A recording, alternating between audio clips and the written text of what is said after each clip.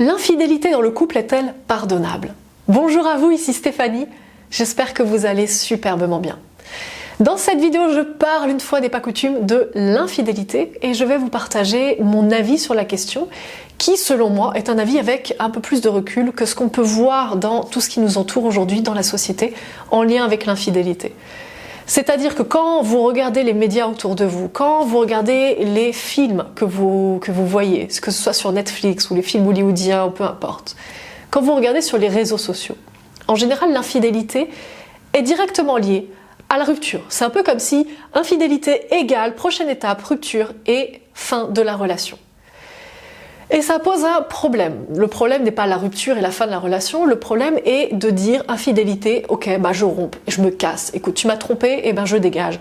Tu m'as trompé, ou alors je t'ai trompé, et ben écoute, je mets quand même fin à la relation. Ça pose un problème parce que ça veut dire que la source du problème n'a pas forcément été mise en évidence. Et si ça n'a pas été mis en évidence, il est probable que dans le prochain couple, on soit en train de se retaper, encore une fois, la même situation. C'est-à-dire que si vous avez été trompé, il est probable que le terreau que vous ayez mis dans le couple soit du terreau qui ait pu faire pousser la fameuse plante de « je te trompe et je te suis infidèle ». Ça ne veut pas dire que votre partenaire, c'est à cause de vous que votre partenaire vous a trompé. Ça veut juste dire que ce que vous avez mis dans le couple, c'est du terreau fertile pour l'infidélité. Libre à votre partenaire de choisir d'être infidèle ou pas. Mais en tout cas, vous êtes responsable de ce terreau. Et si vous dites « tu m'as trompé, eh bien je me casse », il est probable que dans votre prochaine relation, le terreau que vous amenez dans le couple soit encore le même. Toujours du terreau fertile pour une infidélité. Et puis, si vous avez trompé votre partenaire, et que votre partenaire vous quitte, mais que vous ne cherchez pas à comprendre exactement ce qui s'est passé, ou que vous dites simplement « je l'ai trompé, bon allez, je la quitte » ou « je le quitte », que vous dites ça, eh bien ça veut dire que vous n'avez pas encore compris non plus la vraie raison qu'il y a derrière. Et c'est très important de savoir exactement qu'est-ce qui pousse quelqu'un à être infidèle. Qu'est-ce qui pousse quelqu'un à être infidèle? Puisque, après tout, quand on se met avec quelqu'un, on ne se dit pas « oui, bah, je me mets avec cette personne, mais bon, à un moment donné, je vais la tromper ». On ne se dit pas ça. On se met avec une personne et inconsciemment, on fait des vœux, inconsciemment, on établit des valeurs ensemble. Inconsciemment, parfois on le dit tout haut, mais en général on ne le dit pas tout haut, mais c'est inconscient, mais c'est acté. Je me mets avec toi et je te suis fidèle. Et ensuite, après, derrière, eh bien, qu'est-ce qui se passe? Comment on peut être amené à détruire quelque chose qu'on a nous-mêmes construit? Comment on peut être amené à trahir les propres vœux qu'on a nous-mêmes établis dès le début de la relation? C'est la recherche de liberté. Ce qui pousse à l'infidélité, c'est la recherche de liberté. La personne qui est infidèle a cette sensation de ne pas avoir été assez libre, certainement dans la relation, assez libre sexuellement, assez libre en termes d'émotions, c'est-à-dire exprimer ses émotions. Et donc nous, êtres humains, nous recherchons cette liberté. Nous recherchons avant tout à nous sentir libres. Au moment où on se sent emprisonné, au moment où on se sent restreint, on n'a qu'une envie, c'est de casser ses chaînes et de se sentir de nouveau libre. Et pour pouvoir ressentir cette liberté, parfois il y a certaines personnes qui vont aller voir ailleurs. Il y a certaines personnes qui vont tromper et qui vont donc être infidèles à leur partenaire. À aucun moment donné, si ça vous est arrivé et que vous avez été trompé, à aucun moment donné, vous avez restreint votre partenaire. À aucun moment donné, vous avez empêché votre partenaire d'être libre. Mais la réalité à ne pas omettre, c'est que votre partenaire s'est senti restreint et s'est senti cloisonné et privé de sa liberté, en tout cas en partie, en étant dans cette relation avec vous. Donc est-ce que vous comprenez qu'à un moment donné, cette sensation d'être privé de liberté, c'est pas vous qui l'avez créée, mais vous avez participé à la création du terreau dans lequel, eh bien, ce qui pouvait pousser de tout ça, c'était de la liberté restreinte, une sensation d'être emprisonné. Et si je vous parle de ça, c'est parce que quand vous prenez conscience réellement que le choix de l'autre n'est pas en lien avec quelque chose que vous avez fait, c'est-à-dire directement, c'est en lien avec quelque chose que vous avez mis dans le couple, mais l'autre a choisi d'utiliser le terreau que vous avez mis pour se sentir restreint, pour se sentir moins libre. Et donc a choisi d'aller coucher ailleurs ou d'aller voir ailleurs pour se sentir de nouveau libre. Tout comme quelqu'un d'autre aurait choisi d'aller voyager pour se sentir de nouveau libre. Tout comme encore quelqu'un d'autre aurait peut-être choisi, je sais pas, de s'acheter ou de s'offrir un circuit en Formule 1 pour se sentir de nouveau libre. Le choix de votre partenaire, de l'infidélité, de vous trahir, c'est pas le vôtre. Par contre, votre responsabilité, c'est d'avoir créé dans ce couple du terreau fertile à ce que votre partenaire se sente restreint. Et vous êtes responsable de ça. Si votre partenaire s'est senti restreint avec le terreau que vous avez amené dans ce couple-là, c'est-à-dire si votre partenaire voulait faire pousser des belles plantes et n'a pas pu, parce que le terreau que vous avez amené n'était pas un terreau enclin à faire pousser des belles plantes, eh bien c'était son choix que de partir. Mais par contre, vous êtes responsable du terreau que vous avez amené. Et à partir du moment où vous comprenez ça, vous comprenez votre part de responsabilité dans cette histoire.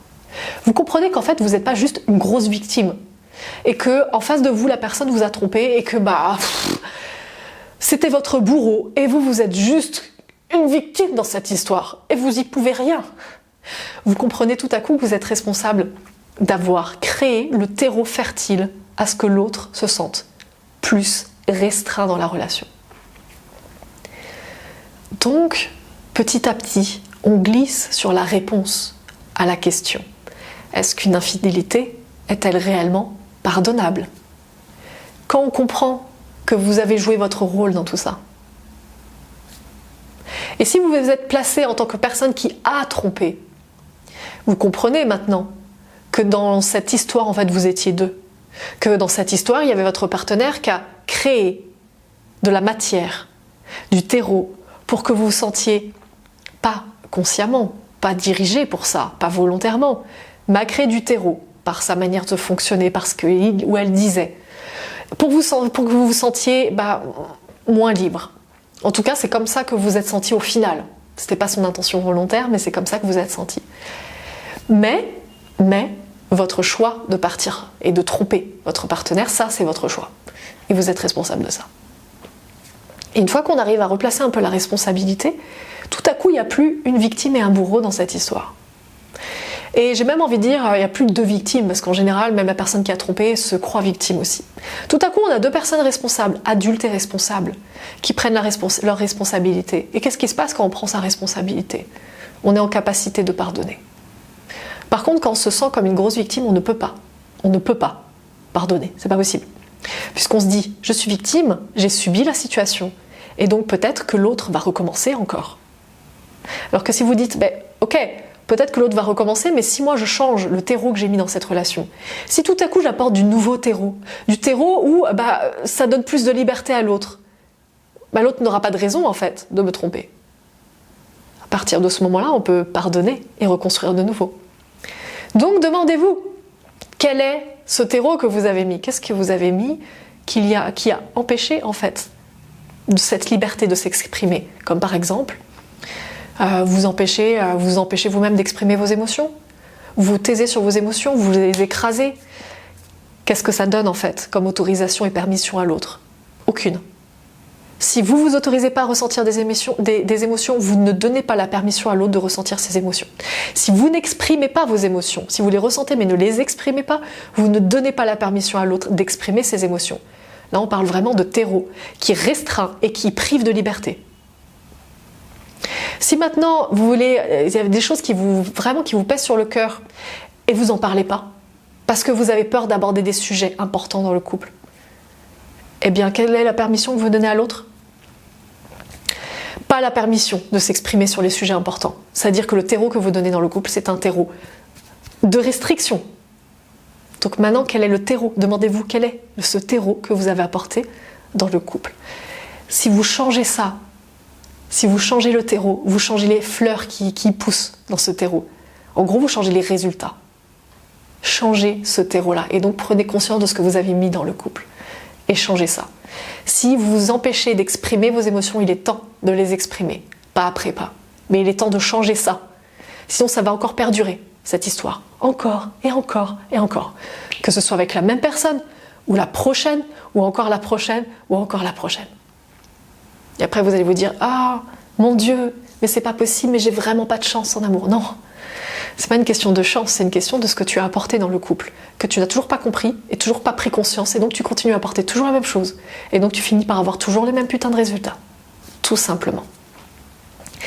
Voilà pour vous avoir éclairé vraiment sur l'infidélité et comment la voir, et puis surtout est-ce qu'on peut la pardonner. Donc maintenant vous avez en tout cas mon point de vue, ça reste que ma vérité, la vérité de Stéphanie, et la vérité de Stéphanie, vous en faites ce que vous voulez.